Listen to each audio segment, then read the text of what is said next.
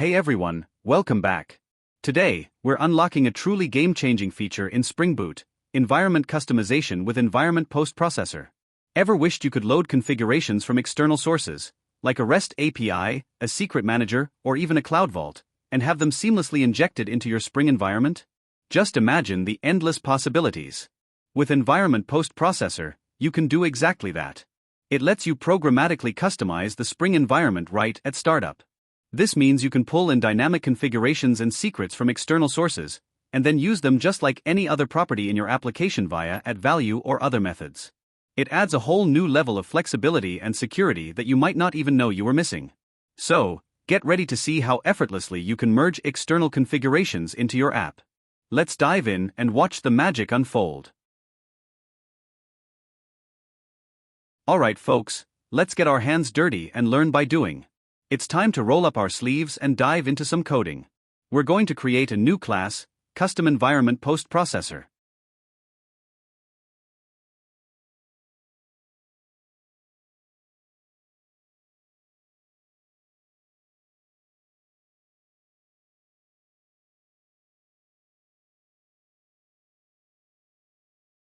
Alright, now let's implement the Environment Postprocessor interface. This is our key to customizing the Spring Boot environment right at startup. By doing this, we can inject external properties or modify existing ones before the application fully boots you. Okay, so before we get into overriding the post-process environment method, there's a little trick we need to talk about. We want to add some debug logging to our custom environment postprocessor, right? But here's the thing, at this point in the Spring Boot lifecycle, our regular logger hasn't been set up yet. That's where the deferred logger factory comes in. It's basically a smart logger that waits patiently until everything is ready, and then prints our logs. This ensures we don't miss any important information during startup. Let's set up the deferred logger factory exactly as you see me doing on the screen. Alright, let's create our log variable. It's important to use the log interface from org.apache.commons.logging because that's what the deferred logger factory expects. So, let's import that and create our variable. Okay, now let's build our constructor. We're going to add a parameter of type deferred log factory. Remember to import it from org.springframework.boot.logging. When Spring Boot calls this constructor, it'll automatically pass in the appropriate deferred log factory object. Inside the constructor, we'll call the getLog method on the deferred log factory to obtain our log instance.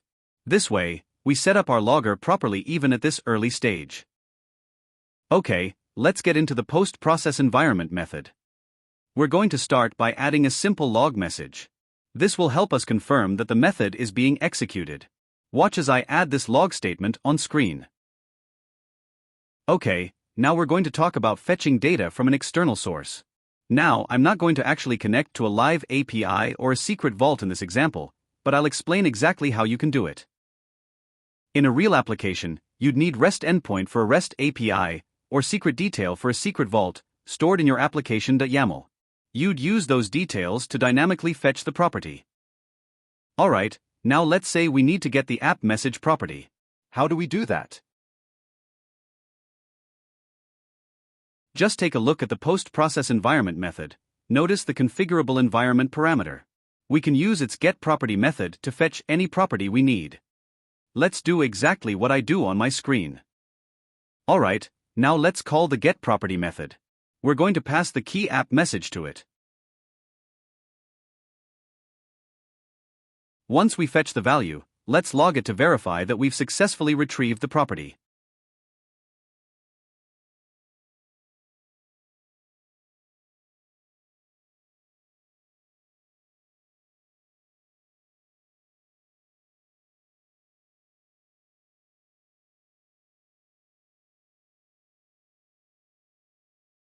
Okay, so now we're going to simulate getting data from an external source. Imagine we've just fetched some properties. Now, we need to bring them into our Spring environment. First, we'll create a map of string comma object to store our configuration.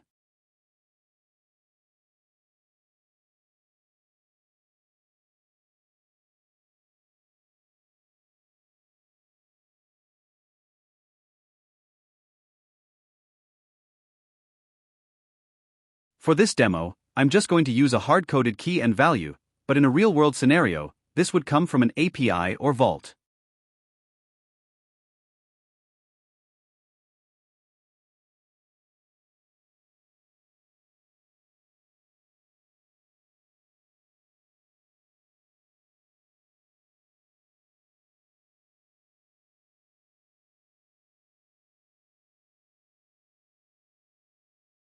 Next, we'll create a map property source. This is what will actually add our properties to the Spring environment.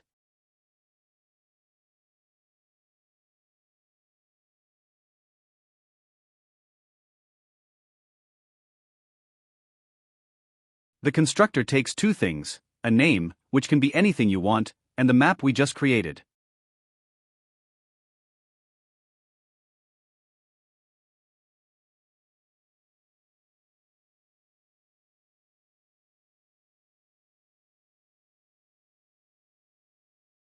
Finally, we'll add this map property source to the Spring environment.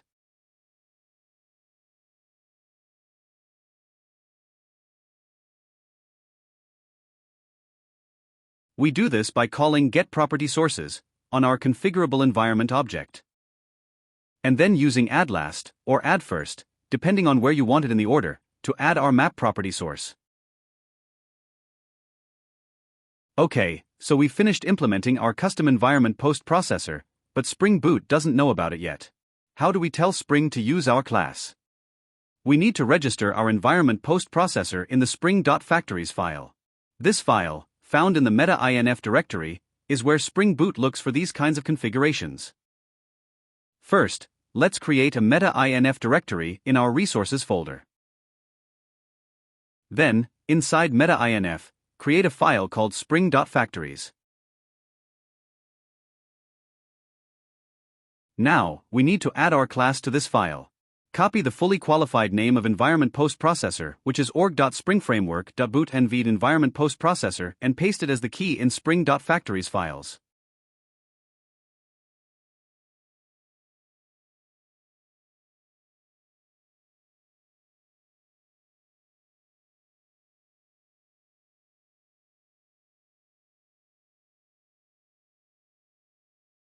Then, copy the fully qualified name of our custom environment postprocessor and paste it as the value. That's it. Now, Spring Boot will see that we've configured an environment postprocessor and it will create an instance of our class and run our code.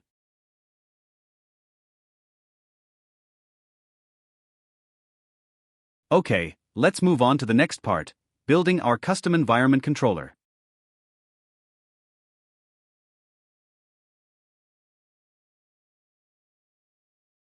We'll start by adding the @REST controller annotation In this controller, we're going to inject the variable that we loaded into the Spring environment from our custom environment postprocessor.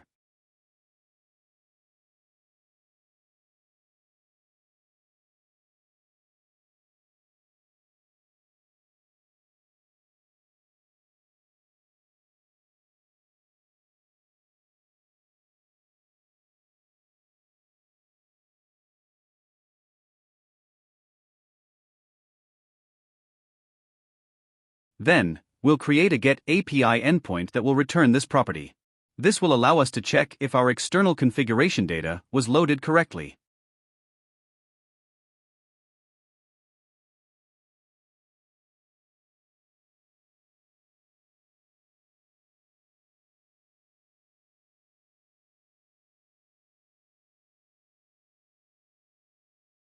Alright everyone, everything's all set up now. Let's start the application.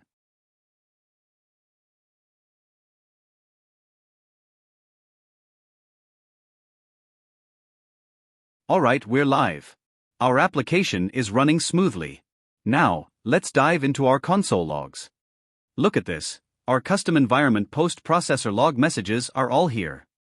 And check this out, the value of app message that we fetched? It's exactly the same as what we set in our application.yaml. Now, let's jump over to Postman and see if we've done everything correctly. We're going to hit our new API endpoint and check if the configuration we loaded using our custom environment postprocessor is being returned as expected. Alright, look at this. Just as we expected, we've got the exact same value we configured with our custom environment postprocessor. Boom. This proves that our external configuration is loading perfectly into the Spring environment. Everything is working like a dream. Alright, here's the true power. With Environment Postprocessor, you can directly inject all your configuration from external sources like secret managers or vaults directly into the Spring environment. Alright folks, that wraps up today's deep dive into Environment Postprocessor. We learned how you can seamlessly load external configurations directly into the Spring environment, giving you more control over your application's configuration. Thank you so much for watching. If you found this video helpful, please hit that subscribe button and turn on the notification bell so you never miss an update. See you in the next one.